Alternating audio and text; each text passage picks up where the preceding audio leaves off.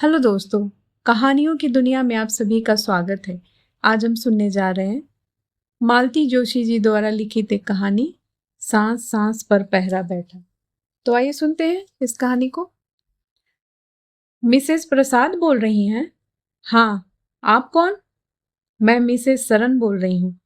पहचाना? मैंने तो तुरंत ही पहचान लिया था, पर उस आवाज ने जैसे अंतस की सारी मिठासी सोख ली थी।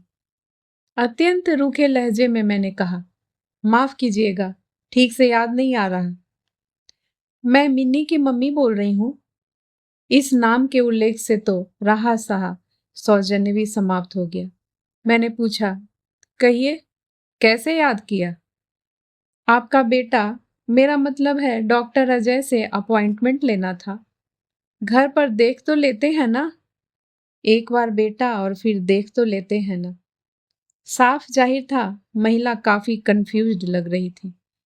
मैंने उसके असमंजस का लुत्फ उठाते हुए कहा, वैसे घर पर देखता तो नहीं है, पर आप आ जाइए, आपको देख लेगा। दरअसल मिनी आजकल यहाँ आई हुई है, उसे ही चेकअप करवाना था।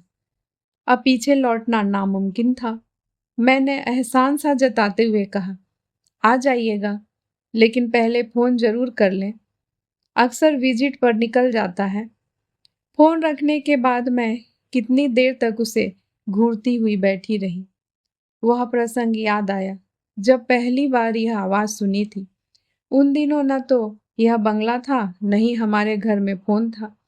हम लोग शिवाजी नगर में सरकारी क्वार्टर में रहते थे। पड़ोस में शर्मा जी के यहाँ फोन था, पर हमने जिसे भी नंबर दे रखा था जता दिया था कि केवल इमरजेंसी में ही फोन करे और केवल मैसेज दे, बुलाने का झंझट न रखे। इसलिए उस दिन जब पड़ोस की नीतू ने आकर बताया कि आंटी, आपका फोन है, तो बहुत आश्चर्य हुआ। कोई मिसेस सरन बोल रही हैं। यह जानकर तो मैं और भी आश्चर्य में पड़ गई। इसी सोच में डूबी मैं उसके पीछे पीछे चल दी। मिसेस शर्मा अपनी बुनाई लेकर बरामदे में ही विराजमान थी और उस घर की प्रथा के अनुसार फोन भी मुझे वहीं लाकर थमा दिया गया था। हेलो, मैंने कांपती सी आवाज में कहा। हेलो, कौन? मिसेस प्रसाद बोल रही हैं? उधर से एक दबंग आवाज आई। मैं मिसेस सरन बोल रही हूँ। जी। मैंने पहचाना नहीं। मैं मृणालिनी की मम्मी बोल रही हूँ। मृणालिनी कौन? आपके बेटे के साथ पढ़ती है। आपके घर भी अक्सर आती जाती रहती है शायद। कौन? मिनी? जी, उसका नाम मृणालिनी है। यह बात कुछ इस तरह ठोक बजा कर कही गई थी कि दोबारा मैं उसे मिनी कहने का साहस न करूं। आप बता सकती हैं आपका बेटा आज कहाँ गया है? शायद भोजपुर जाने की बात थी। कौन कौन गया है? शायद पूरी क्लास ही गई है। मोटरसाइकिल से गया है? यहाँ से तो मोटरसाइकिल पर ही गया है।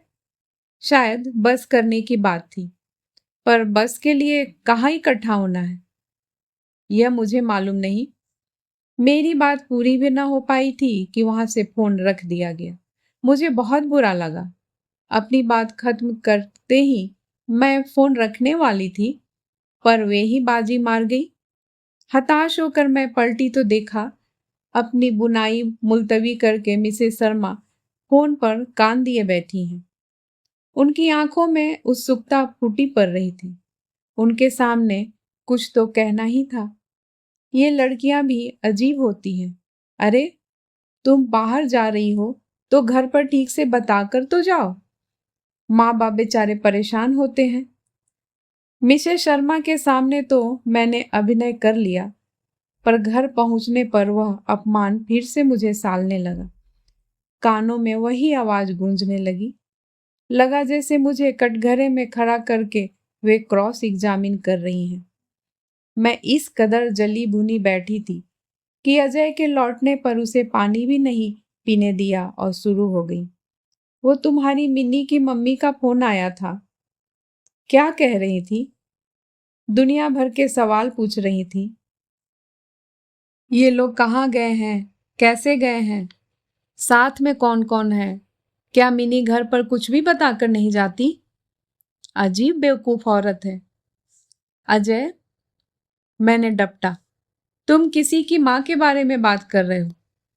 सॉरी मॉम, पर मेरे सामने मिनी ने उन्हें सारे डिटेल्स बताए थे। कह रही थी ये 5वीं बार सब कुछ पूछा जा रहा है। तो क्या तुम उसके घर गए थे? हाँ, उसने कहा था मुझे पिकअप कर लेना। वहीं से हम लोग गर्ल्स हॉस्टल गए थे। तभी तो तभी तो उनका माथा ठनका होगा। सोचा होगा दोनों अकेले ही कहीं निकल गए हैं। पर जो कुछ भी कहना सुनना था अपनी बेटी से कहती। मुझ पर रोब झाड़ने की क्या जरूरत थी? अपनी बेटी पर तो बस चलता नहीं है, दूसरों पर धौंस जमाती है। इस औरत का दूसरा फोन तो और भी अप्रीतिकर था। आज भी याद आती है तो अपमान से मेरा बदन जलने लगता है। उस समय तक मिनी मेरे घर में ही नहीं, मेरे मन में भी रच बस गई थी। उसके लिए कार्डिगन बुनते बुनते मैं बहुत महीन सपने बुनने लगी थी। अब मेरे घर में उसकी पसंद का खाना बनने लगा था। उसकी पसंद के अचार बनने लगे थे। एक दिन अजय ने शिकायत कर दी थी, मम्मा, ये भुक्कड़ लड़की मेरा सारा टिफिन चट कर जाती है। तब से मैं अजय को बड़ा सा टिफिन देने लगी थी। उसमें आलू के, मेथी के, मूली के, गोभी के पराठे बदल बदल कर देती। तीज त्योहार पर उसके हिस्से की मिठाई भी रखती। बाजार जाती तो उसकी नाप की चूड़ियां ले आती या बालों में बांधने के लिए नई नई चीजें ले आती। कभी उसके लिए रुमाल का सेट ले आती या मीठी सुपारी के पैकेट्स। अपनी मनपसंद चीजें पाकर वह बच्चों की तरह किलकारी भरती और मेरी खुशी का पारावार न रहता।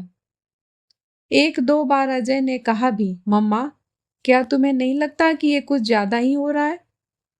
फालतू फिलॉसफी बघाड़ने की जरूरत नहीं है, मैं उसे डपट देती। भगवान ने मुझे लड़की नहीं दी, वही शौक अब पूरा कर रही हूँ, बस इसमें ज्यादा और कम की क्या बात है। इस बार लेकिन जरा अति ही हो गई थी।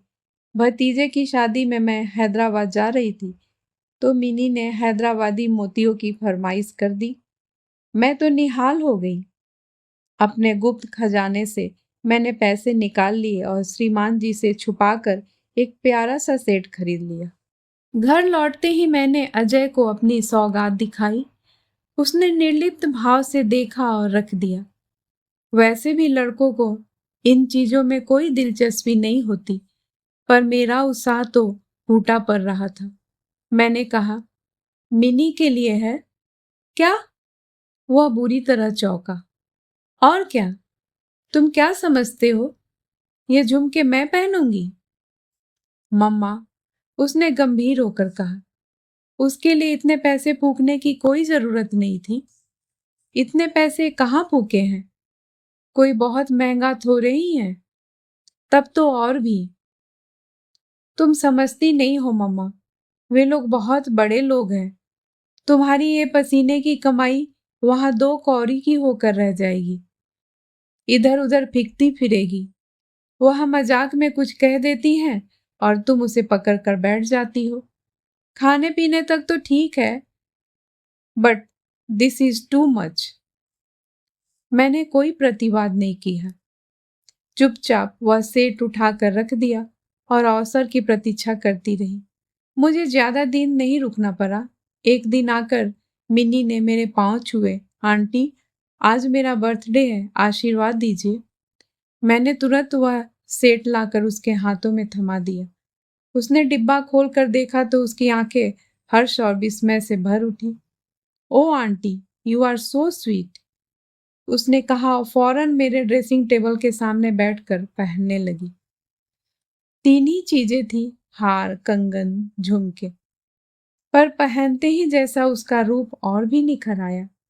वह मुग्ध होकर अपना ही प्रतिबिंब निहारती रही। वह कमनीय रूप रात भर मेरी आंखों में तैरता रहा, मेरे सपनों को आनंद से सराबोर करता रहा। इतने दिनों तक पति से यह बात मैंने छुपा रखी थी, पर खुशी के आवेग में उन्हें भी सब कुछ सुना दिया। रात को इन्होंने मुझसे कुछ नहीं कहा, पर सुबह नाश्ते के समय बोले, जया, बुरा ना मानो तो एक बात कहूँ। कहिए। दरअसल तुम बहुत ज्यादा भावुक हो, इसलिए बहुत ऊंचा उड़ने लगती हो। मुझे डर लगता है किसी दिन अपने ही द्वारा चली जाओगी। किस बारे में कह रहे हैं? यही, बच्चों के बारे में। देखो, अब वह पहले वाला जमाना तो रहा नहीं। लड़के लड़की आजकल निसंकोच एक दूसरे से मिलते हैं, बात करते हैं, एक दूसरे के घर जाते हैं। मेडिकल स्टूडेंट तो कुछ ज्यादा ही फ्री होते हैं।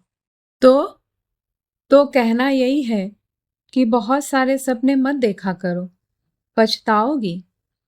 मैंने बहस नहीं की, इच्छा ही नहीं हुई। ऐसी बातों पर कोई बहस करे भी तो क्या। बाप बेटा दोनों मुझे सिखाने चले हैं। मैं बच्ची हूं जैसे। मेडिकल स्टूडेंट हुए तो क्या दुनिया से निराले हो गए? अरे, माँ हूं मैं, मुझे कोई धोखा नहीं दे सकता। इस बात को 5 घंटे भी नहीं बीते होंगे कि मेरा सम्मन आ गया। पड़ोस की नीतू बुरा सा मुंह बनाकर आई और बोली, आंटी, कोई मिसेस सरन आपसे बात करना चाहती है। फोन पर उसी रूखी दबंग आवाज से सामना हुआ। मिसेज प्रसाद बोल रही है। जी। वह मोतियों वाला सेट मिनी को आपने दिया था? जी। क्या सोच कर दिया था? उनकी आवाज ऐसी थी कि मेरा खून ही जम गया। देखिए, हम जिस चीज से इतना महंगा प्रेजेंट नहीं लेते।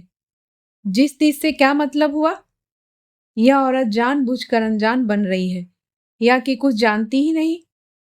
मुझे भी ताव आ गया।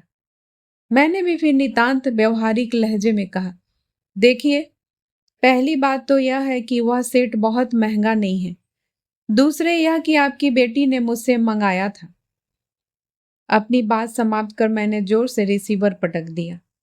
याद ही नहीं रहा कि फोन की मालकिन मेरे पीछे ही बैठी मुझे अपलक ताक रही है। मिसेस सरन से निपटकर अब मिसेस शर्मा को झेलना था। गुस्से में तो मैं थी ही। उसी रौ में कह दिया, अजीब बेवकूफ लड़की है। सामान मंगाने से पहले घर पर पूछना तो चाहिए। मंगा लिया, अब पैसे देते जान निकल रही है। और देखिए मिसेस शर्मा, अब इस औरत का फोन आए तो मुझे मत बुलाइएगा प्लीज। मैं कहाँ तक इनकी बिटिया की चौकीदारी करती रहूंगी। उसके बाद फोन तो नहीं आया। तीसरे दिन एक चपरासी मेरा पता ठिकाना पूछता हुआ आया। उसने एक लिफाफा मुझे पकड़ाया। देखा पूरे 1000 रुपए थे। मैंने भी 790 रुपए काट कर बची हुई राशि बिल के साथ उनके घर भेज दी। वे पैसे कितने ही दिनों तक मेरी दराज में पड़े रहे।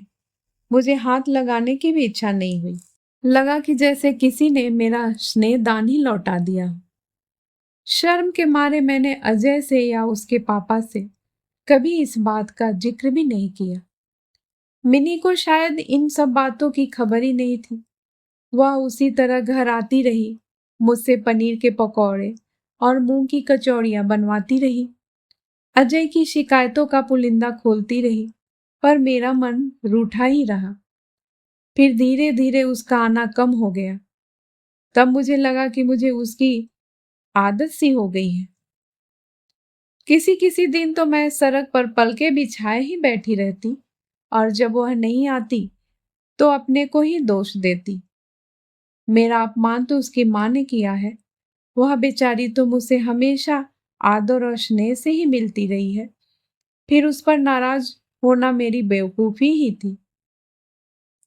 उन दिनों शायद अजय इंटर्नशिप कर रहा था। साथ ही पीजी की पढ़ाई भी जोरों से चल रही थी। पर इस बीच मिनी बिल्कुल अंतर्ध्यान हो गई थी। आखिर घबराकर मैंने एक दिन पूछ ही लिया, क्या बात है, आजकल मिनी नहीं आती? शुक्र है कि नहीं आती। आती है तो इतनी धमा चौकड़ी मचाती है कि एक अक्षर पढ़ना नहीं चाहता। उसको तो कोई फर्क नहीं पड़ता, पर मेरी पढ़ाई तो चौपट हो जाती है। तो क्या वो परीक्षा नहीं देगी? इंटर्नशिप ही कर ले तो बहुत है। क्यों? ऐसा क्यों? उसे जरूरत क्या है मम्मी? उसके ससुराल वाले इतने अमीर हैं कि एक डॉक्टर उसके लिए अलग से रख सकते हैं। तो क्या उसकी शादी हो रही है? हाँ, अगले महीने। मैंने अजय की ओर देखा। उसका चेहरा एकदम सीधा सपाट था। अज्जू, क्या सचमुच? मैं पूछना चाह ही रही थी कि अज्जू, क्या सचमुच तुम्हें बुरा नहीं लगा? तुम्हारा मन भी तुम्हारे स्वर की तरह निर्लिप्त और शांत बना हुआ है, पर पूछ नहीं सकी। मेरी अपनी ही आवाज लड़खड़ा गई। चेहरा भी जाने कैसा तो हो गया। अजय अपनी कॉपी किताब छोड़कर मेरे पास आ खड़ा हुआ। मेरी पीठ सहलाते हुए बोला, क्या बात है मम्मा? तुम्हारी तबीयत तो ठीक है ना? दरअसल तुम सोचती बहुत हो। अब जाकर लेट जाओ, मैं गोली दे रहा हूँ, खाकर सो जाओ। मुझे अपने ऊपर बहुत बहुत शर्म आई। लगा कि बेटा मुझसे ज्यादा समझदार है। फिर मिनी की शादी का कार्ड भी आया। खुद मिस्टर एंड मिसेस सरन देने आए थे। बेटी ने ठेल ठाल कर भेजा होगा। इस बार मिसेस सरन का मूड काफी अच्छा था। शायद अब उन्हें मुझसे या मेरे बेटे से कोई खतरा नहीं था, इसलिए वे निश्चिंत हो गई थीं। उन्होंने अजय की भूरी भूरी प्रशंसा की, हम लोगों से शादी में आने के लिए बार बार आग्रह किया। उनके निमंत्रण का मान रखने के लिए हमें शादी में जाना भी पड़ा। उस समारोह में वैभव के भव्य प्रदर्शन को देखकर मैं सहम गई।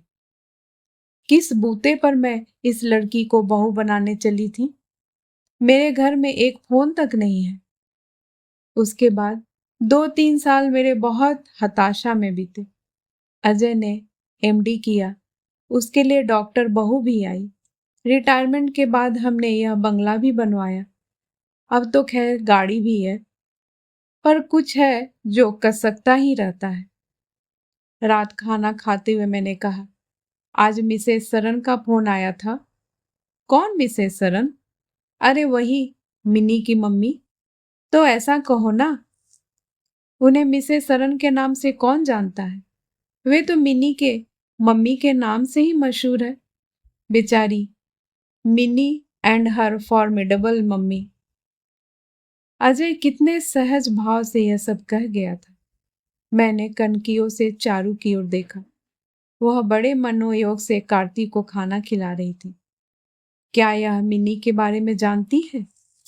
जानती है तो कितना? हाँ, तो ये मिसेस सरन क्या कह रही थी? अपॉइंटमेंट मांग रही थी। मिनी का चेकअप करवाना है। मैंने फिर एक बार चारू की ओर देखा। वह अपने काम में व्यस्त थी। तुमने क्या जवाब दिया मम्मा? क्या कहती? यही कहा कि आने से पहले फोन कर ले। That's good. पर मिनी को यहाँ आने की क्या जरूरत पड़ गई? लोग तो यहाँ से बंबई जाते हैं। विश्वास भी तो कोई चीज होती है। मैंने आंखें गड़ाकर चारू के चेहरे की ओर देखा, पर कोई सलवट नजर नहीं आई।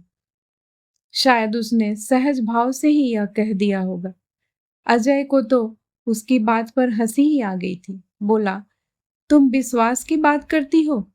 वह बेवकूफ मुझे डॉक्टर भी मान ले तो बहुत है। अरे, अमीरों का यह भी एक शगल होता है।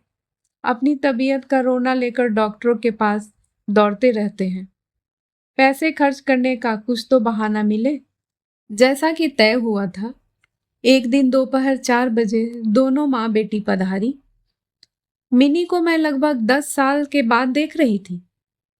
सुख और वैभव जैसे उसके शरीर से फूटा पड़ रहा था। अजय तो छूटते ही बोला, वाह, घर कैसा भरा भरा लग रहा है। पता चल रहा है कि कोई खाते पीते घर की महिला पधारी है। अजय, मैंने डपटा। अच्छा हुआ जो मिसेस सरन उसके व्यंग को समझ नहीं पाई। शायद वे उस मन स्थिति में थी भी नहीं। बिसुरते हुए बोली, खाते पीते घर की होने से क्या फर्क पड़ता है बेटा? कोई खाए पिए तब तो। इसे न तो भूख लगती है न नींद आती है। थोड़ी देर को सोती है तो अजीब अजीब सपने आते हैं। इतनी सी उम्र में बीपी की प्रॉब्लम हो गई है। डॉक्टर कहते हैं कि जल्दी कंट्रोल नहीं हुआ तो हार्ट भी डैमेज हो सकता है। वहां से ऐसी ऐसी चिट्ठियां लिखती थी कि पढ़कर रोना आ जाता था। इसलिए मैंने यहीं बुला लिया। इतने दिनों तक तो बच्चों के स्कूल का बहाना था, अब तो वे दोनों भी हॉस्टल चले गए हैं। मैंने कहा, अब यहाँ 2-4 महीने रहो और लग कर इलाज कराओ, तुम्हें ठीक करके ही भेजूंगी। 2-4 लोगों ने जब तुम्हारा जिक्र किया तो मैंने कहा, अरे ये तो अपना अजय है। सच बेटा, इतनी सी उम्र में तुमने बहुत नाम कमा लिया है, बड़ी खुशी होती है। इतने लंबे चौड़े वक्तव्य के बाद वे सांस लेने को रुकी तो अजय ने कहा, अच्छा तो आंटी, अब यह बताइए कि मैं डॉक्टर की तरह बात करूं या आपके अजय की तरह? तुम तो अपने हो बेटा, अपनों की तरह ही बात करो, ताकि पता तो चले कि बीमारी क्या है। बाकी लोग तो बस फीस वसूलते हैं और चल देते हैं। तो सबसे पहले इनसे कहिए कि 5-10 किलो वजन कम करें, सारी प्रॉब्लम अपने आप ठीक हो जाएगी। डॉक्टर होकर इतना भी नहीं जानती कि मोटापा 100 बीमारियों को आमंत्रण देता है। अजय, पहले उसे ठीक से देख तो लो। आते ही लेक्चर झाड़ना शुरू कर दिया। मैंने डॉक्टर की माँ का हक अदा किया और भीतर चारू के पास चली गई। वह चाय की तैयारी में व्यस्त थी। मैं बाहर वैभव का प्रदर्शन देख कर आई थी।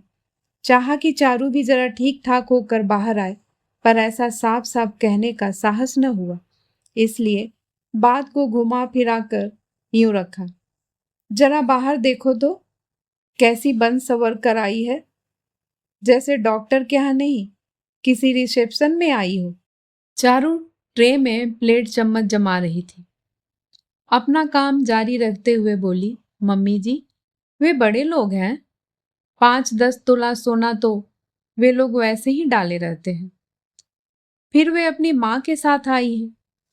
आप लोग तो अपनी बहू बेटियों को जहां भी ले जाती हैं, गुड़िया की तरह सजा कर ही ले जाना चाहती हैं। उसने तो जैसे मेरा मुंह ही बंद कर दिया। चाय लेकर वह उन्हीं घरेलू कपड़ों में बाहर आई। मैंने परिचय करवाया तो उसने सिर पर दुपट्टा डालकर मिसेस सरन के पांव छू लिए। उन्होंने ठोड़ी छूकर उसे आशीर्वाद दिया और पर्स खोलकर 100 का एक करारा नोट भी दिया। ये क्या कर रही हैं? पहली बार बहू को देखा है तो क्या खाली हाथ देखूंगी? फिर उन्होंने एक नोट कार्तिक को भी पकड़ाया। मैंने कुछ नहीं कहा, समझ गई कि यह शगुन नहीं, फीस का संकल्प है। कार्तिक मजे से मिनी की गोद में बैठा हुआ उसके लॉकेट से खेल रहा था।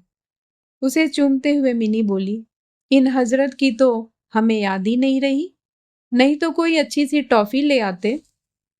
कोई बात नहीं, अगली बार ले आइएगा, चारू ने शहद घुले स्वर में कहा। लेकिन अगली बार पेशेंट बनकर नहीं, खाने पर आइएगा।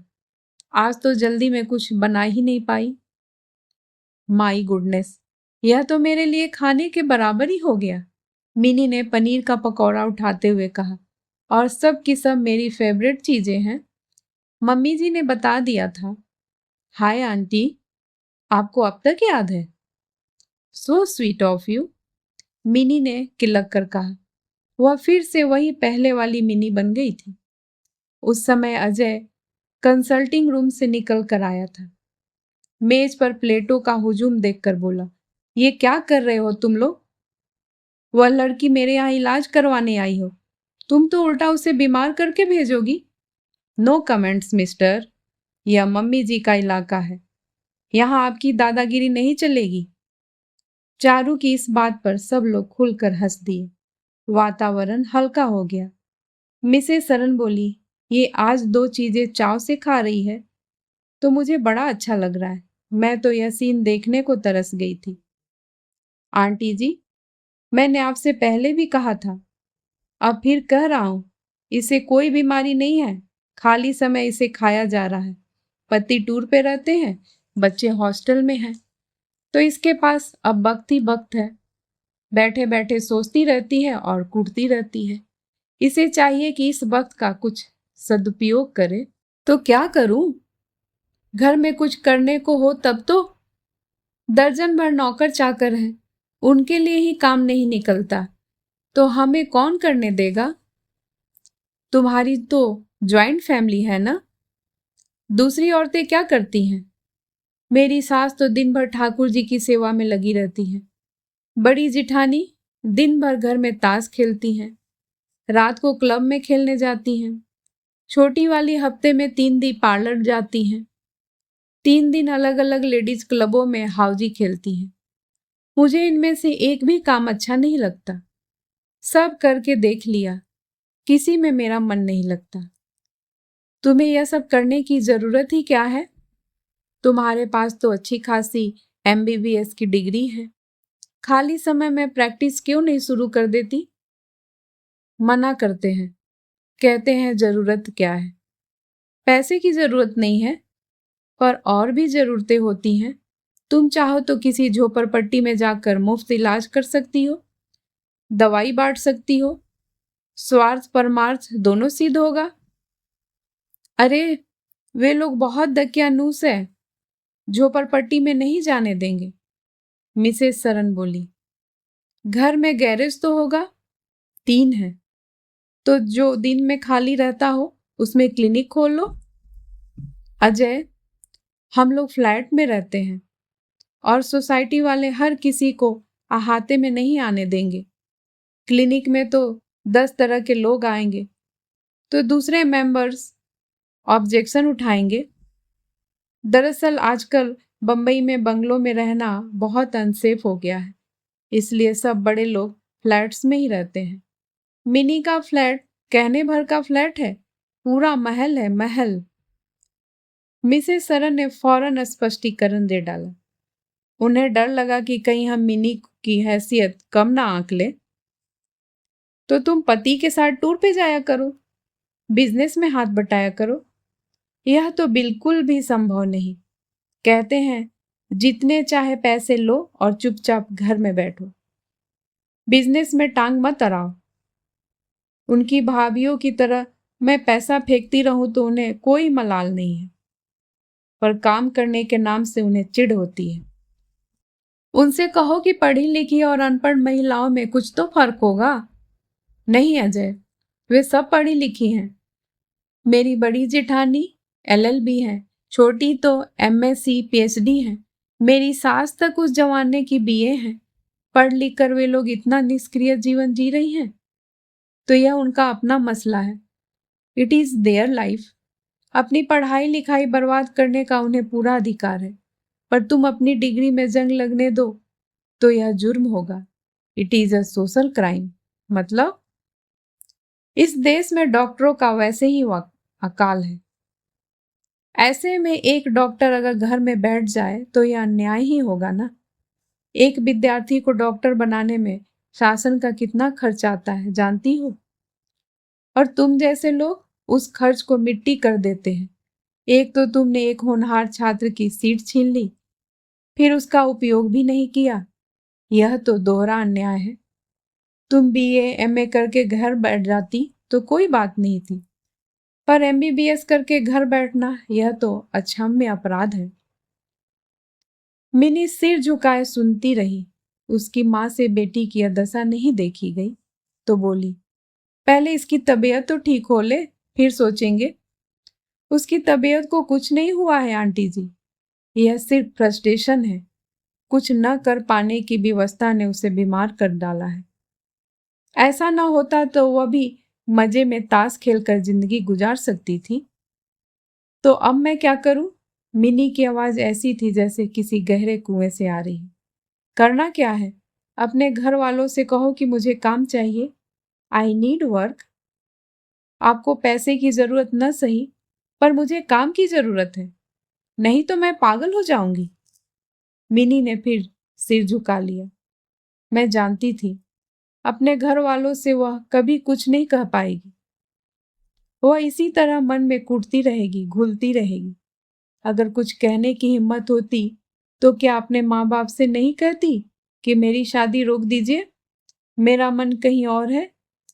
जो जीवन के निर्णायक क्षणों में मुंह नहीं खोल सकी, अब क्या खोलेगी? मम्मी जी, मैं चलूं? देर हो रही है। हम सब ने चौंक कर सिर उठाया। चारू क्लिनिक जाने के लिए तैयार खड़ी थी। वह हमारे बीच से कब उठकर चली गई हमें पता ही नहीं चला। अभी आधा घंटा पहले एक घरेलू सी लड़की हमारे बीच में बैठी चाय का सामान समेट रही थी। अब हमारे सामने खड़ी थी एक चुस्त दुरुस्त डॉक्टर, कलफ लगी साड़ी, गर्दन पर झूलता बड़ा सा जूरा, हाथों में स्टेथोस्कोप। दीदी, वह मिनी के पास जाकर बोली, हो सके तो हमें अपनी थोड़ी सी फुर्सत उधार दे दीजिए। देखिए ना कैसी भागम भाग मची रहती है, 2 घड़ी आपके पास बैठ भी न पाई। मिनी निर्निमेष उसे देख रही थी। सचमुच चारू का चेहरा आत्मविश्वास के तेज से दमक रहा था। उसके सामने मिनी कितनी फीकी और असहाय लग रही थी। पहली बार मुझे अपनी बहू पर प्यार आया। लगा इन लोगों की नजर न लग जाए कहीं। कहानी सुनने के लिए बहुत बहुत धन्यवाद। मैं फिर हाजिर होंगी एक नई कहानी के साथ। तब तक के लिए नमस्कार।